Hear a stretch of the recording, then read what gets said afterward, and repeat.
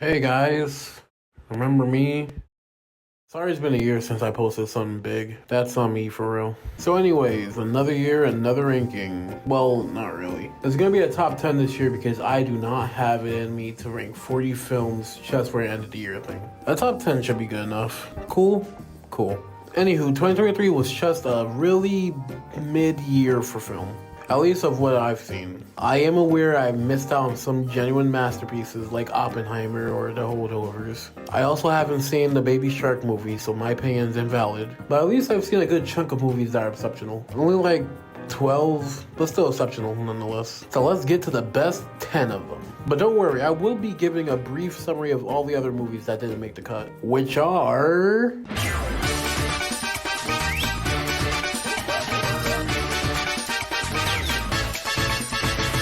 easily the worst of this year and one of the worst movies I've ever seen in my life. It's so dull and boring with scenes that drag on and on. For as bad as Pinocchio was, it was at least memorably bad. My friend Jesus really likes this movie. I don't know why. I'm fully convinced that this was just a 70-minute rejected Adult Swim pilot. My friend Willow memed this movie a while back, and I decided to meme it with him. But let me tell you this right now, I do not remember a single thing about this movie. This probably has the most unlikable protagonist of any animated kids film I've ever seen in my life. Seriously, this fucker makes Oscar from Shark Tale look like Gandhi. I really do not like these live-action Disney remakes, like, at all. But my niece went to go see this movie with her little Ariel costume. And you know what? If she liked it, that's all that matters. What happened in this movie again? I stand by this statement. This is one of the worst DreamWorks films. It's bland, cliche as hell, has some absolute garbage character designs, and it does not stick with you at all. Fuck this movie. Better than Ruby Gilman, but not by much. The movie of all time. That's all I wrote. I legitimately can't remember a thing about this movie. Shout out to my boy JL who absolutely loved this movie. At least it's better than the last two anime movies they released, but it still does not hold a candle to the live action trilogy. I remember bursting out in laughter when the character started to sing on stage a song that only consists of the lyrics of "Give Me the Ring." This ring is mine. This ring is mine. This ring is mine. Things indeed happened in this movie. As for what things specifically, remember when people was praising this movie because it was apparently better than Disney's Wish? Bro, that's just literally the battle of mid. This movie is literally just Sausage Party, just with live action talking dog movies opposed to animated blockbusters. And it's just as lame as that movie was, if not worse. Yeah, it was bad, but at least it had some really funny out-of-pocket moments. I don't care if it was intentional or not, I was still entertained at the end of the day. I really wanted to like this movie, and I did a bit when I first saw it, but dear God, nearly every single decision they decided to make damaged this film. I don't hate it like how others do, but it's definitely not good. But I am a Magnifico stan. I love this man so much. I need more of him, guys. Please, he's my hero. You know what? Forget about the rest of the list. This is actually number one. I feel like this movie greatly misunderstood the original. Like, the original was this gritty prison escape movie. The colors are gray and murky to illustrate how terrible this chicken farm is. But in here, the colors are so fucking bright, and the writing isn't good anymore. It honestly feels like an overly long short film than an actual sequel. Hey, remember when I gave this movie like an 8 out of 10 back when I reviewed it? Yeah, it's like a 6 out of 10 now. It's just, if you're not really a Mario fan, you're not really gonna have a good time. It's just primarily focused on giving Mario fans a good time, that general moviegoers would just be kind of sitting there. But hey, it's still better than most Illumination's catalog. It was fun seeing how the games were translated to film in this movie. There's the occasional iconic moment, but that's pretty much it. Also, it strangely has no jump scares in this. I think this is literally the only horror movie that would have been perfectly justified by having jump scares. Like, what the hell, man? Really cool how they adapted Dungeons and Dragons for a feature film. And the rest of the set pieces are pretty fun too. And all the set pieces from the source material is implemented in a very fun and engaging way. Really fun and entertaining movie. Don't know what else to say, but it's just a really good Nicolas Cage time. I actually kinda like this movie. Really liked the visual effects, and the story was fairly engaging. Not all that great, but I was mostly satisfied by the end result. Fuck you, I really enjoyed this one. Maybe because I have a huge soft spot for the original, but even then, fuck you is my list. As a person from New Jersey, I can confirm that once summer comes, we all start singing in unison. Welcome, oh welcome, New Jersey. Why isn't anyone talking about this 2023 Illumination movie? This movie is genuinely a ton of fun, and the characters are great too. Not a perfect movie, but it generally works without falling into the same traps as the other Illumination movies do. I'd highly recommend it. I generally have no clue what this movie was trying to say. Maybe it's just because I'm a fucking dumbass, but it's still a very enjoyable experience with really good cinematography and acting. I mean, it's a Wes Anderson movie, that's what you kinda expect. I am so sad that this didn't crack the top 10. I can literally talk about Craig the Creek all day, and this movie is so fucking cool. Not only is it a great watch for a diehard fan like me, but it's also a great watch for a newcomer since it's an origin story, baby. So there's literally nothing stopping you from watching it. Watch it right now. Okay, so that took a lot out of me. Let's just get to the list proper, shall we? I understand now. You're a water elemental. I reviewed Elemental a while back when it first released, and since then, I actually kinda enjoy it more. Yeah, there's still some problems I have with the film, like the world building is a bit muddled, and the third act is still clumsily written. But I don't know, man, I just started to fully appreciate the romance between Wade and Ember. Granted, it could be better, but what they displayed here is still really captivating. You can see that Wade realized Ember's potential in her fire powers, and at the same time he falls deeply in love with her. But Amber's afraid in pursuing into a career with her fire powers, because doing so would mean that she would have to abandon her dad and his confident decision of having her take over the shop. But at the same time, she only became more fit to take over because of Wade's influence on her. It's a really interesting struggle to watch these characters overcome. That with the beautiful animation, an exceptional score, fun characters, and the fact that it's pretty funny. Except you, I don't like you.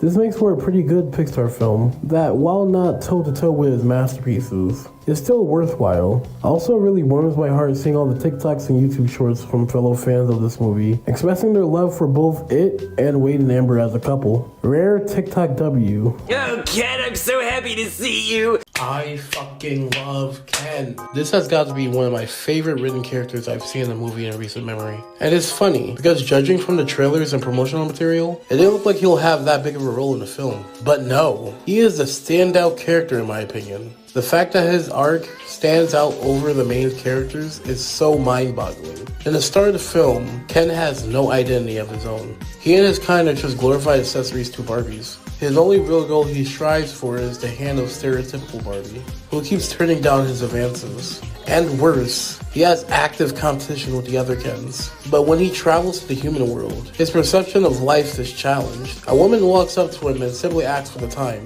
This ordinary interaction is so taboo to Ken. It's so unusual for him to be asked for anything, to be referred to for something other than the other person's request. This moment is the turning point for his character. He gathers everything he can learn about man culture in this world to inspire the other Kens back in Barbie Land, to inspire them for a better life than what the Barbies made out for them. He turns into the film's antagonist, but not really its villain. He's just trying to make a better life for him and his kind. He doesn't know what this is doing to the Barbies. He just doesn't know better. And the I'm Just Ken number, oh my god, it's such a bop. Its use within the narrative is near perfection. In this part of the story, the Barbies tricks the Kens to a civil war. The song turns into a flashy war song to a point, but halfway through, it becomes this heartfelt ballad about all the Kens truly wanting validation in their lives. They hold hands and try to listen to each other, instead of continually indulging into their petty jealousy over a girl. This stuff is golden. Easily one of my favorite character arcs in any film ever, and one of my favorite characters put to film. I haven't felt this passionate over a character in a motion picture since I saw Dell. Truly one of the film's highlights.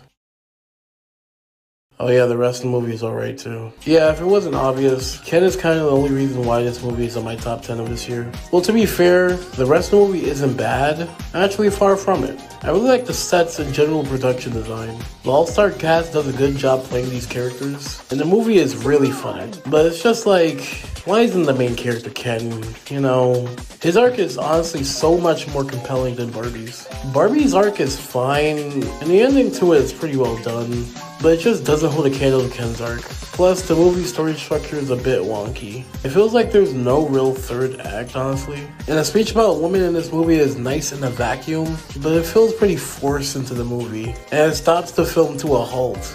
It kind of just makes the movie feel a bit preachy at times. But overall, it's a great watch. Again, Ken is one of the best characters written in fiction. He alone is worth the watch. I'm just Ken. Love is in the air. Wrong. Ghastly.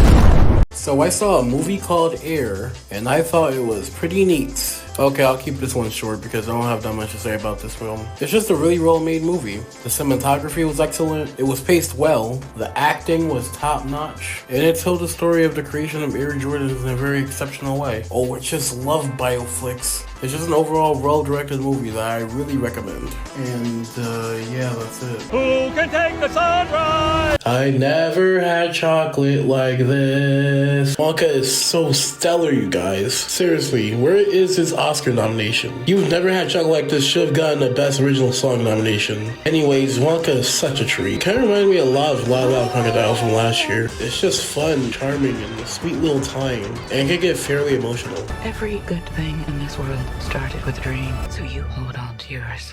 The setting and tone is just lovely. It's most likely the best movie on this list for vibes alone. The dialogue is sharp and witty, which makes the comedy very effective. The characters are pretty sweet too. Timothy Chalamet is so delightfully charming as Willie himself. It's not exactly a fully accurate depiction of Gene Wilder's or even Johnny Depp's portrayal, but I don't care. He's just too lovely in this role to be disappointed with him. He adds a new layer of enjoyment to this character, and I love his relationship with the black girl, whose name is Noodle, and I just found that out too while writing the script. His relationship with the other laundry workers are great too, and the villain trio are so fun. Also, Hugh Grant Oompa Loompa was epic, and I love how the cinematography is presented like a Broadway show. That combined with the witty tone and songs makes it a great watching experience. And speaking of which, the songs are great too. They're just a treat to listen to. My personal favorites are A World of Your Own, This is your home, a world of your own. The Pure Imagination reprise, Come with me, and you'll be in a world of pure imagination. and I Never Had Chocolate Like This. Such bangers, let me tell you. It's such a good time. Like, name me another movie that has funny Hugh Grant Oompa Loompa. That's what I thought. He's good. Too good. It's like if I want to play Tetris, I draw it on a flip book and animate it. Going in, I had no idea what I'll get out of Tetris. My friend just told me it was a bioflick. And knowing that I love bioflicks, I gave it a watch. And I kid you not, I was not even ready for how absolutely epic this movie was. Like, who knew that the Tetris lore ran this deep? I'm gonna put some dirt in your eye. Like, at first it starts off as a regular run-of-the-mill bioflick. She's about this guy trying to get the Tetris game on Nintendo's newest handheld console at the time, which was the Game Boy. But as soon as he tries to negotiate with the company that owns it in Russia, it turns into this super suspenseful thriller mystery. There's elements of action, lust, violence, deception, you name it, and it makes for one hell of a satisfying film. Now, I'm pretty sure that a good chunk of the plot isn't what actually happened in real life, and was made up for extra drama for the film. But I don't give a damn. This plot was just really captivating, and it was one of my favorite watching experiences this year. That combined with the great cinematography, acting, and directing was really well done. Watch this movie and you will understand why I think this. It's just really an incredibly enjoyable movie. I like turtles. Oh my goodness, was the hype real for Mutant Mayhem. Like, legitimately, I have, like, little to no problems with this movie. It just doesn't do anything wrong, really. Which is weird, because in theory, it's an animated film for Nickelodeon Movies and written and produced by Seth Rogen. Literally, the last animated film Seth Rogen produced was not good. But damn, did he redeem himself with Mutant Mayhem. This movie is so dope. The characters are such fun and a delight to be around. I feel a turtle struggle with wanting to have a regular teenage life, opposed to a life in the shadows. And it especially helps since these versions of the turtles are more teenage than they ever was. They make snarky comments to each other. Okay, Batman. They have a naive sense of the world. They even sound like actual kids instead of full grown-ups. They just have great chemistry with each other, and it makes for hella funny moments. Don't worry about it, Mikey. You're fine. Chill.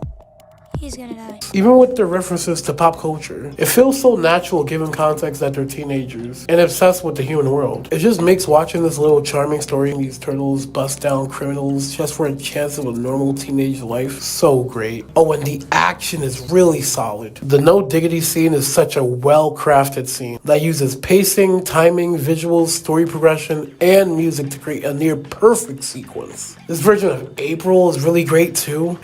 Imagine having a problem with her just because the filmmakers decided to do something vastly different with her character and made her design reflect that. Couldn't be me. Her relationship with the turtles are cute as hell, except maybe with the romantic aspect with her and Leon. That's just plain weird, but whatever. The villain goes so unironically hard. Ice Cube does a fantastic job voicing him. His design is fantastic, and he's mad threatening. And oh my fucking god, this animation is stellar. It is probably the most stylized 3D animation I've ever seen from a major studio to date. They had a little sketch marks to the lighting, the very abstract character designs, the way they animate each character movements. It's so cool. Genuinely a treat to the eyes. My only genuine criticisms are, while it's understandable why the turtles will make pop culture references, I don't understand why the adults will do the same thing as well. It makes those particular moments feel forced. I'm the best, Chris. Another criticism is where other films would kind of have this moment in this third act where they would reincorporate something from earlier in the film. For example, the spray-on shoes from Climbing Chess Meatballs. But in this movie, the third act reincorporation moment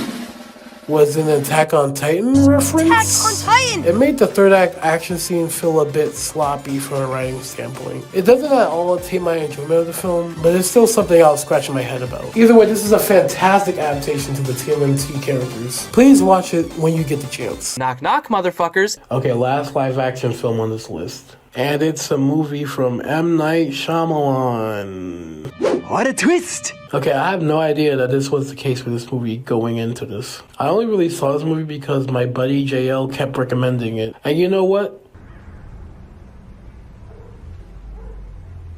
I really liked it. It's really good. I don't exactly know the vocal opinion of this movie, nor do I really care. I was just constantly on the edge of my seat when watching this. This movie follows a gay couple and their adopted child during a hostage, and their captors reveal to them that they're not there to really hurt them, but to help them stop the world from ending. The movie makes the tone and stakes very clear from the start, and the constant tension and confusion of the reasonings of their captors makes for a very suspenseful watch. It's well directed, and the acting is very effective. The couple has a great back and forth banter with each other and their captors. There's this one point where this character named Adrian, who is made apparent to be the most reasonable of the captors, gets killed, and it's a really sad moment. And the main captor, Leonard, is written well too. He looks very intimidating on the surface, but is revealed to be a sweet guy at heart. All the captors are just written in a very intriguing way. And even then, it's still understandable why the couple don't trust a single word they say. They literally tie them up against their will. That's a pretty good reason not to believe them. But even one of them starts to understand it more and more as time goes on. And he even makes a difficult decision at the end of the film. It's really captivating seeing him go through this thought process. You can believe him not trusting the captors, since he and his lover has been discriminated for being queer many times in the past. And his acting is so good.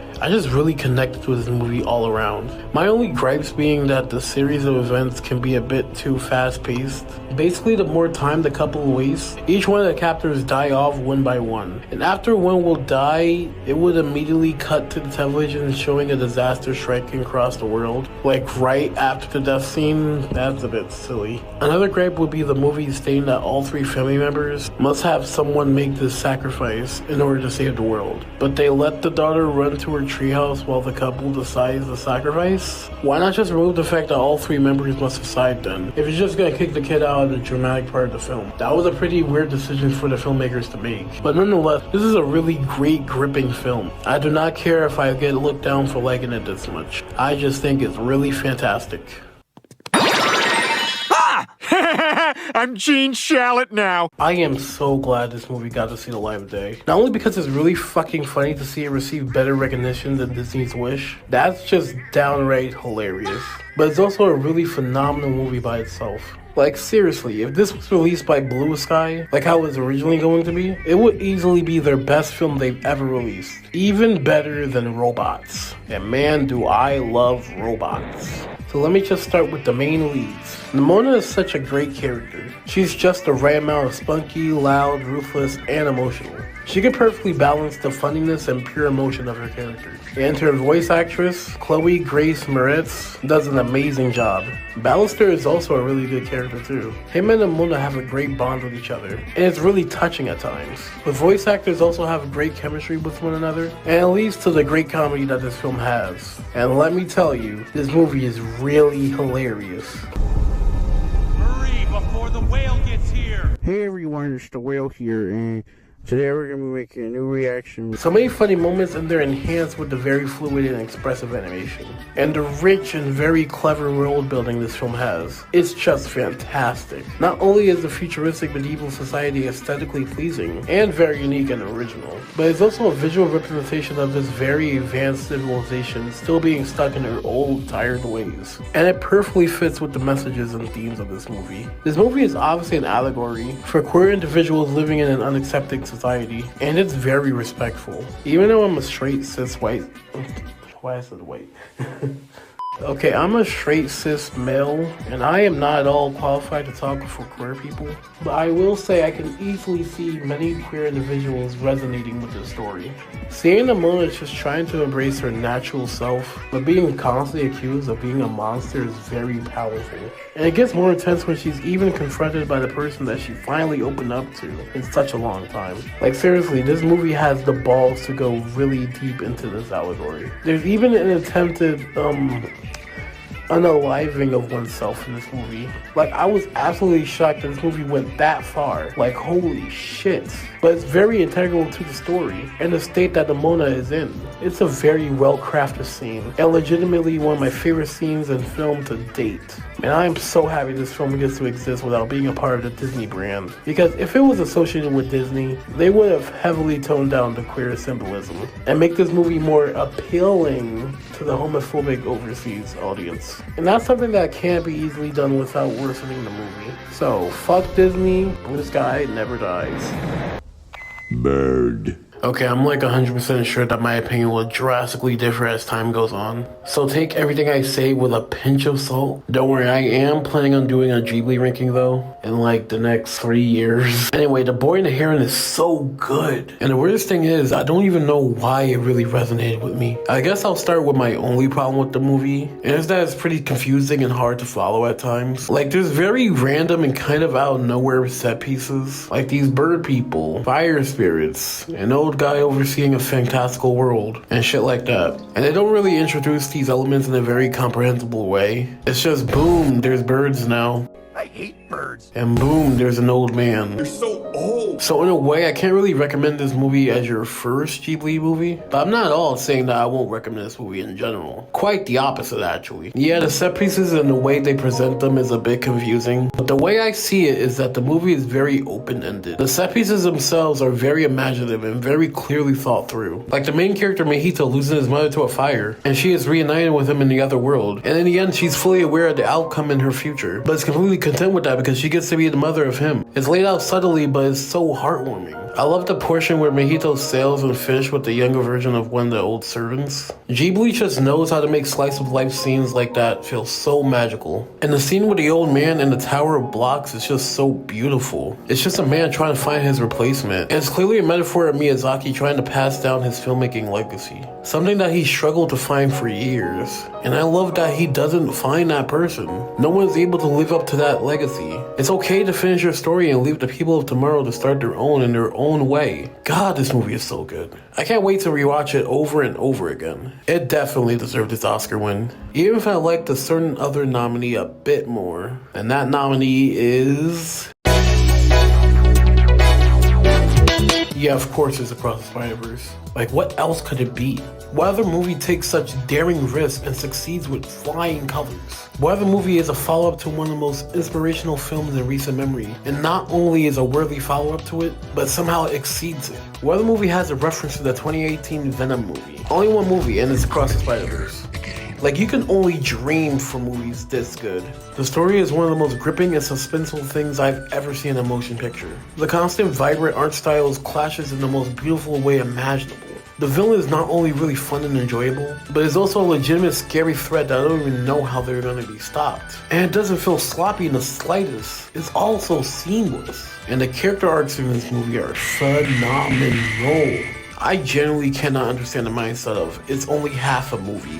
Even if the characters don't go through a completed journey, it doesn't mean they don't go through a completed character journey. Miles' arc has a beginning, middle, and end. In the beginning of the movie, Miles is going through a hard time with his parents and desperately wants to be with his fellow spider individuals. But after learning that they not only been purposely seeing each other without him, but they are willing to let his father die and do nothing to prevent it, he realized what's more important, and that is to embrace the people in his life that always had his back no matter what hardships they face. The conversation between Miles and Rio near the end is generally one of the most profound moments of the film. And not only that, Miles' realization is what inspires Gwen to confront her own personal struggles with her father. Like, this movie is so damn fantastic, man. And that's not even getting to the jaw-dropping twist with Miles in this movie. I don't even want to spoil it for anyone who hasn't seen this movie yet. All you need to know is that it's on the same level as Luke, I'm Your Father from The Empire Strikes Back, and cleverly makes you reconceptualize your views of the first movie. It's just a perfect film that does what it sets to achieve and more. And after doing all that praising for this movie, and being really fucking impatient for the conclusion, I will say that I would gladly wait as much time for the artists and animators to have fair treatment and hours on the next installment. Phil and Chris, listen, I love your movies, but frankly, do better.